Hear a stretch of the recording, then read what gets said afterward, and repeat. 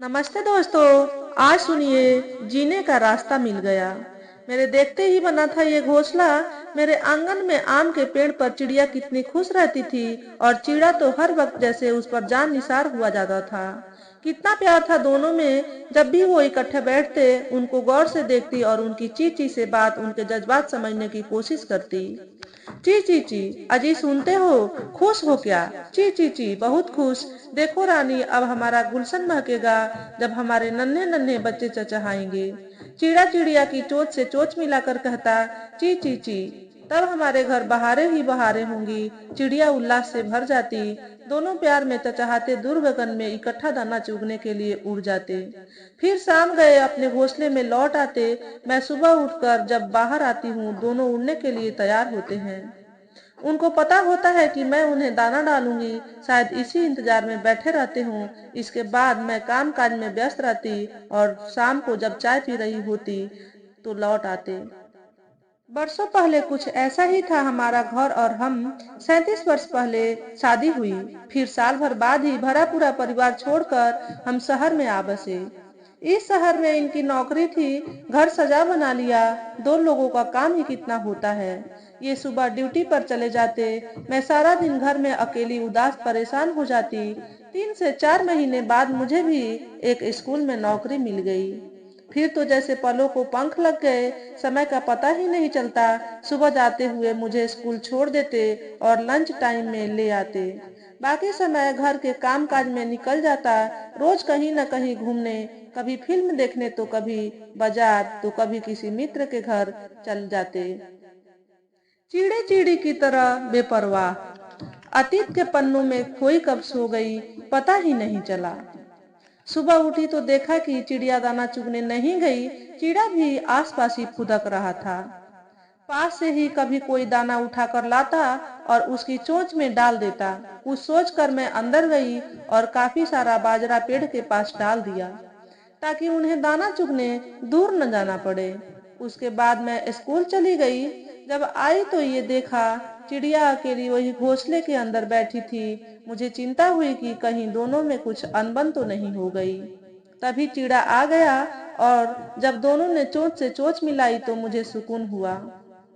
देखा कि चिड़ा घोंसले के अंदर जाने की कोशिश करता तो चिड़िया उसे घुसने नहीं देती, मगर वो फिर भी चिड़िया के सामने बैठा कभी कभी उसे कुछ खिलाता रहता।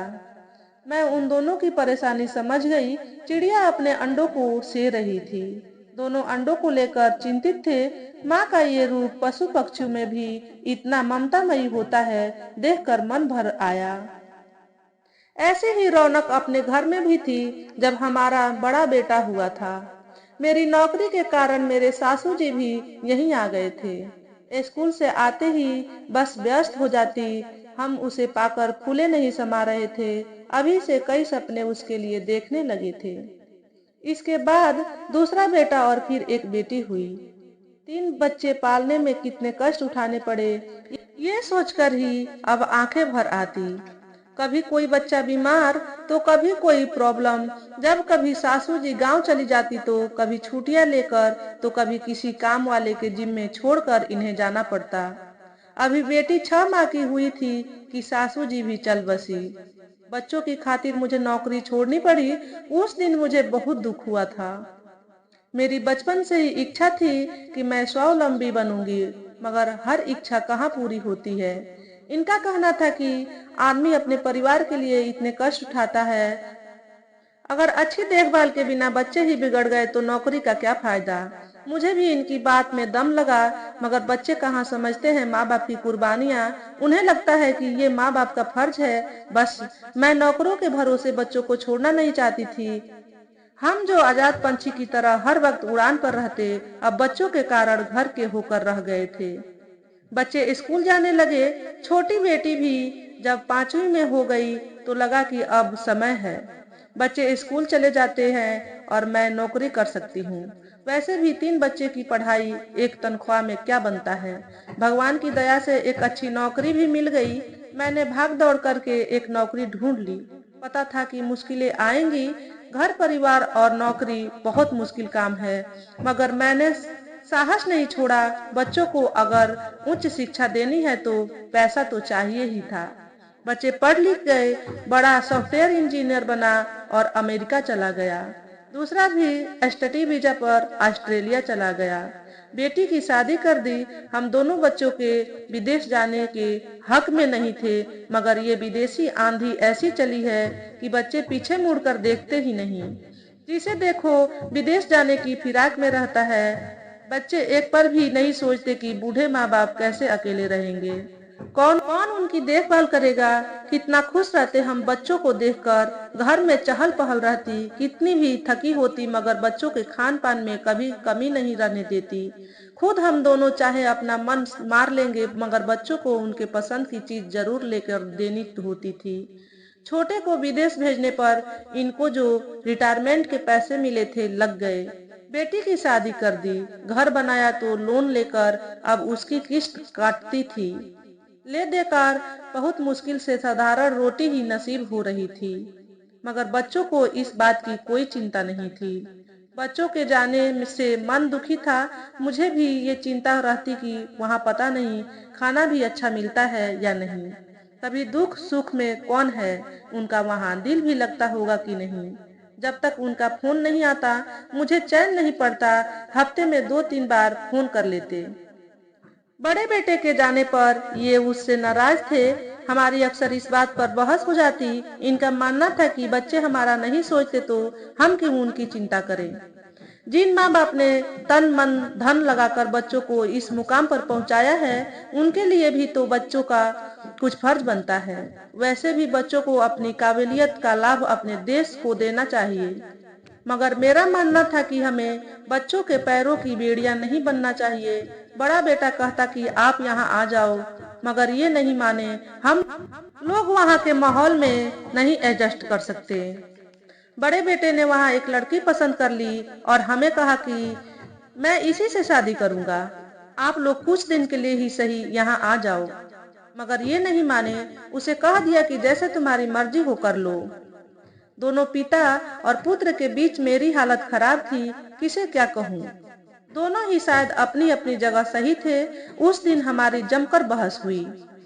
मैं कहती हूँ कि हमें जाना चाहिए, अब जमाना हमारे वाला नहीं रहा, बच्चे क्यों हाथ से जाए। वैसे भी कौन सा अपने हाथ में है। अगर होते तो लड़की पसंद करने से पहले कम से कम हमें पूछते तो। बस कह दिया कि मैंने इसी से शादी करनी है, आप आ जाओ। ये क्या बात हुई। देखो अब समय की नजाकत को समझो। जब हम अपने आप को नहीं बदल सकते, वहाँ एडजस्ट नहीं कर सकते तो बच्चों से क्या अपेक्षा कर सकते हैं। फिर हमने अपनी तरह से जी लिया, उन्हें उनकी मर्जी से जीने दो। फिर हम भी तो माँ बाप छोड़कर इस शहर में आए ही थे, पर अपने देश में तो थे, जब मर्जी हर एक के दुख सुख में आ जा सकते थे। वहाँ न मर्जी से कहीं जा सकते हैं, न ही वहाँ कोई अपना है। कई बार मुझे इनकी बातों में दम लगता। हम बुजुर्गों का मन अपने घर के सिवा कहाँ लगता है। जो सुख छज्जू दे चौबारे, वो न बल्ख न बुखारे। मैं फिर उदास हो जाती, बात वही खत्म हो जाती। एक दिन इन्होंने बेटे से कह दिया कि हम लोग नहीं आ सकेंगे, तुम्हें जैसे अच्छा लगता है कर लो, हमें कोई ऐतराज नहीं। मैं जानती थी कि ये बातें इन्होंने दुखी मन से कही है। बेटे ने वहीं शादी कर ली और हमें कहा कि आपको एक बार तो यहाँ आना ही पड़ेगा। इन्होंने कहा कि मेरी तबीयत ठीक नहीं, वहाँ तुम मेडिकल का खर्चा भी नहीं उठा पाओगे, आएंगे जब तबीयत ठीक होगी। बेटा चुप रह गया, मगर मैं उदास रहती। एक माँ का दिल बच्चों के बिना कहाँ मानता है। छोटे को अभी 2-3 वर्ष और लगने थे पढ़ाई में, उसका भी क्या भरोसा कि वो भी यहाँ वापस आए या ना। 1 साल और इसी तरह निकल गया। बेटे के बेटा हुआ, उसका फोन आया तो मारे खुशी के मेरे आंसू निकल गए। उसने कहा कि माँ हमें जरूरत है आपकी, आप कुछ दिन के लिए आ जाओ। इन्हें खुशखबरी सुनाई, मगर इनके चेहरे पर खुशी की एक किरण भी दिखाई नहीं दी। देखिए, बहू भी अभी बच्ची ही है, वो अकेली कैसे बच्चे को संभालेगी। इस समय उन्हें हमारी जरूरत है, हमें जाना चाहिए। मैंने डरते हुए इनसे कहा, मगर वही बात हुई। इनको गुस्सा आ गया। हाँ, आज उन्हें हमारी जरूरत है तो हम जाएं, मगर बहन की शादी पर हमें भी तो उसकी जरूरत थी, तब क्यों नहीं आया था।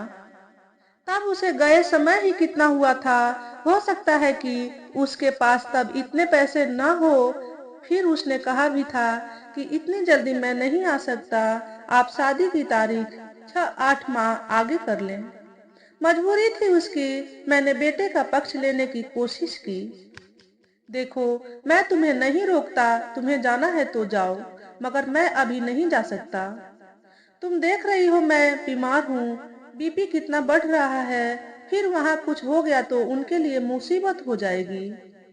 मुझे फिर कभी कहना भी नहीं। मैंने मन को पक्का कर लिया है, उनके बिना भी जी लूंगा, वो वही मौज करे। गुस्सा इनका भी सही था, मगर माँ का दिल अपनी जगह सही था। माँ भी किस तरह कई बार बाप और बच्चों के बीच किसको चुनने वाली स्थिति में आ जाती है। पति की बात जितनी सही लगती है, बच्चों की नादानी उतनी ही छुपाने की कोशिश में खुद पिस जाती है। भारतीय नारी के लिए पति के उसूल बच्चों की मोह ममता पर भारी पड़ जाते हैं। मैं भी मन महसूस कर रह गई, समझ गई कि अब बेटा हाथ से गया। अगर अब हम चले जाते तो भविष्य में आशा बची रहती कि वो कभी लौट आएगा। अब शायद वो भी नाराज हो जाए। मन आजकल उदास रहने लगा था। जब से रिटायर हुई हूँ तब से तो बहुत अकेली सी पड़ गई हूँ। पहले तो स्कूल में फिर भी दिल लगा रहता था, 4 लोगों में उठना बैठना, दुख सुख बट जाते थे। अब घर में अकेलापन सालता रहता है। बच्चों की याद आती है, छुप कर रो लेती हूँ। मगर ये जब से रिटायर हुए हैं, इन्होंने एक नियम सा बना लिया है। सुबह उठकर सैर को जाना, नहा धोकर पूजा पाठ करना, फिर नाश्ता करके किसी गरीब बस्ती को निकल जाना। वहाँ गरीब बच्चों को इकट्ठा करके पढ़ाना और सबकी तकलीफें सुनना। अगर किसी के काम आ सके तो आना। दोपहर को आराम करना, फिर शाम को सैर, पूजा पाठ, खबरें सुनना, खाना खाकर टहलना और सो जाना। मगर मैं कुछ आलसी सी हो गई थी। मैं अभी अकेलापन की जिंदगी और बच्चों के मुंह से अपने आप को एडजस्ट नहीं कर पा रही थी। क्या बात है, आज नाश्ता पानी मिलेगा कि नहीं। इनकी आवाज सुनकर मैं वर्तमान में लौटी। पक्षी अभी भी चहचहा रहे थे। नाश्ता बनाकर इनके सामने रखा और खुद भी वहीं बैठ गई। अपना नाश्ता नहीं लाई क्या? आज नाश्ता नहीं करना है? कर लूंगी, अभी भूख नहीं। ये कुछ देर सोचते रहे, फिर बोले, राधा, तुम सारा दिन घर में अकेली रहती हो, मेरे साथ चला करो। तुम्हारा समय भी पास हो जाएगा और लोक सेवा भी। सोचूंगी, अपने बच्चों के लिए तो कुछ कर नहीं पाई, बेचारों को मेरी जरूरत थी, आखिर में कंधे पर तो वही उठा कर ले जाएंगे। मन का आक्रोश फूटने को था। मुझे किसी से उम्मीद नहीं, जो देखना है जिंदा रहते ही देख लिया, मर कर कौन देखता है।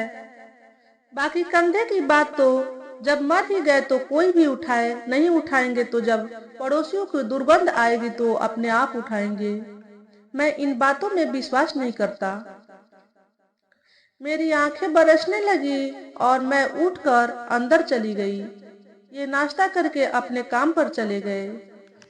रात को जब खाना खाने बैठे तो बोले, राधा, ऐसा करो तुम बेटे के पास हो आओ, मैं टिकट बुक करवा देता हूँ। तुम्हारा मन बहल जाएगा, मगर मैं नहीं जाऊंगा। अकेली मैं आपके बिना क्यों जाऊं? नहीं नहीं, मैं मन से कह रहा हूँ, गुस्सा से नहीं। बस मेरा मुंह टूट चुका है और तुम अभी मुंह त्याग नहीं पा रही हो। जानता हूँ वहां विदेशी बहू के पास भी अधिक दिन टिक नहीं पाओगी, इसलिए नहीं चाहता था कि तुम जाओ। सोचूंगी, कहकर मैं काम में लग गई। रात भर सोचती रही। इनकी बातें भी सही थी। फिर क्या करूं, यही सोचते सोचते नींद आ गई। कुछ दिन इसी तरह निकल गए मगर कुछ भी निर्णय नहीं ले पाई। कई बार इन्होंने पूछा भी मगर चुप रही। उस दिन ये सुबह काम पर चले गए और मैं चाय का कप लेकर बरामदे में बैठ गई। चिड़िया के बच्चे अब उड़ने लगे थे मगर दूर तक नहीं जाते। चिड़िया उनके पास रहती और चिड़ा अकेला दाना चुगने जाता था। कितना खुश है ये परिवार, फिर अपना ही क्यों बिखर गया, सोचते हुए आंख भर आई। रात को ये खाना खा रहे थे। देखो राधा, मैं मन से कह रहा हूँ तुम चली जाओ, मेरी चिंता मत करो, मैं कोई न कोई इंतजाम कर लूंगा। न हुआ तो कुछ दिन की बात है, मैं ढाबे में खा लूंगा। आज सोचकर मुझे बता देना, कल टिकट बुक करवा दूंगा। मैं फिर भी न बोली। रात भर सोचती रही। सोच में चिड़िया का घोंसला आ जाता। चिड़िया कैसे घोंसले के पास बैठी रहती। देखते देखते बच्चे फुदकने लगे हैं। चिड़िया उन्हें चोंच मारना, खाना और उड़ना सिखाती। धीरे धीरे जब वो पंख फैलाते तो चिड़िया खुश होती। हम भी तो ऐसे ही उनको बढ़ते बढ़ते देखकर खुश होते थे।